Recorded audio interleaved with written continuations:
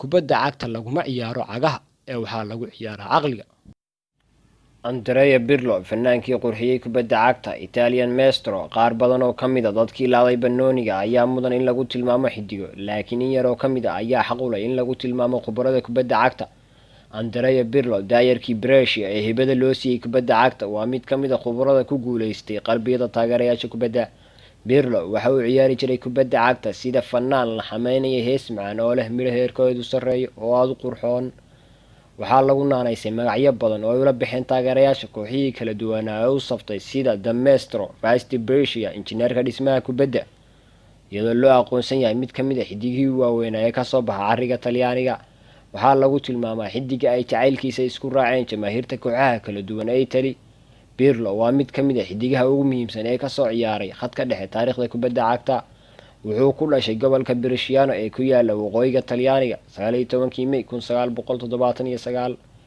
walaalkii Ivan Pirlo waxa uu ka ciyaari jiray heerka afraad ee horyaalka Italy. Andrea isna waxa uu ku aaway jacaylka kubadda oo ahayd hamigiisa ugu weyn. wuxuu bilaabay tallaabooyinkiisii ugu horreeyay akademiyadda Falero.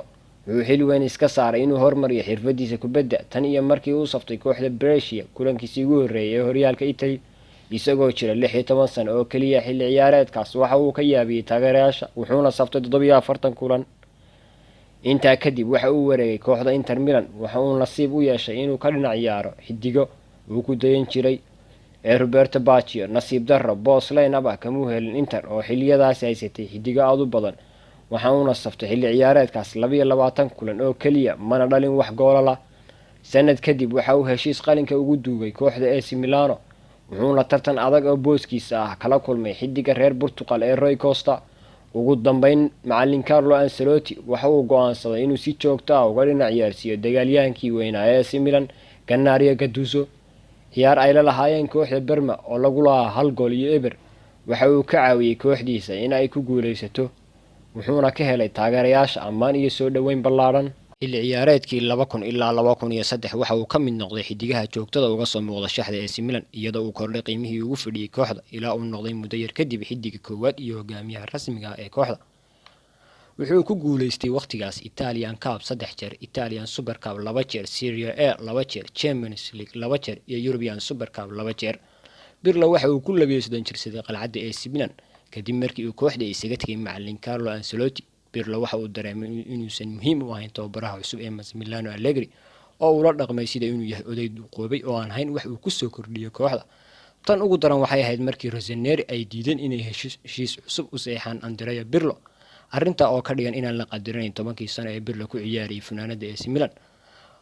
waxa ay ku kaliftay Vasti Brescia inuu free u helo dhankaas iyo Juventus sanadii 2011. marka la eego da'da uu ku yimid Juventus waxaa loo haystay inuusan waxba ku biirin karin kooxda, laakiin Pirlo waxa uu sameeyay arrin mucjiso ah. waxa uuna taageerayaasha Juventus u cadeeyay inuu yahay 20 jir xirfad iyo khibrad isku darsaday. waxa uu kula guuleystay macallin Antonio Conte horyaalka Serie A 3 jeer oo xiriir ah, Italian Cup 2 jeer. waxa uu saftay 99 kulan isagoo oo dhaliyay 12 gool. waxaa lagu xasuustaa Pirlo baasaskii qurxoonaa ee uu bixin jiray iyo firkiyadii cudana ee uu nooc walba u dhalin jiray. waxa uu ku soo gaaray Juventus 2015, wuxuuna u wareegay kooxda New York City oo ka dhigtay mushaharkiisa $8 milyan, isaga oo sidaas ku noqday kan ugu mushaharka badan xidigaha Talyaaniga.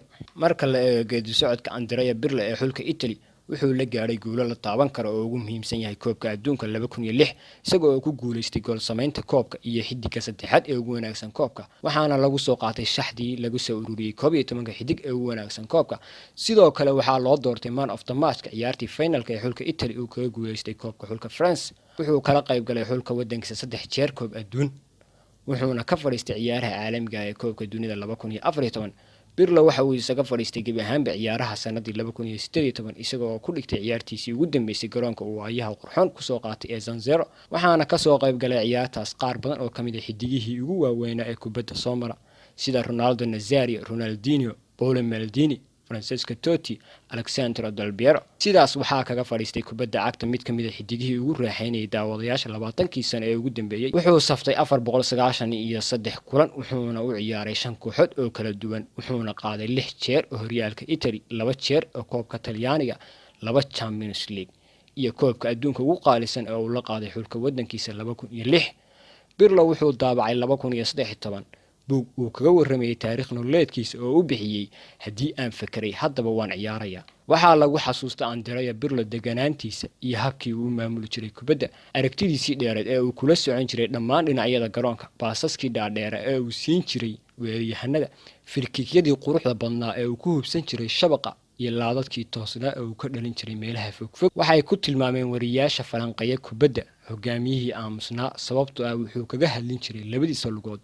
wuxuu ahaan doonaa qaab ciyaareedkii Andrea Pirlo calaamadda ugu weyn ee lagu xasuusto.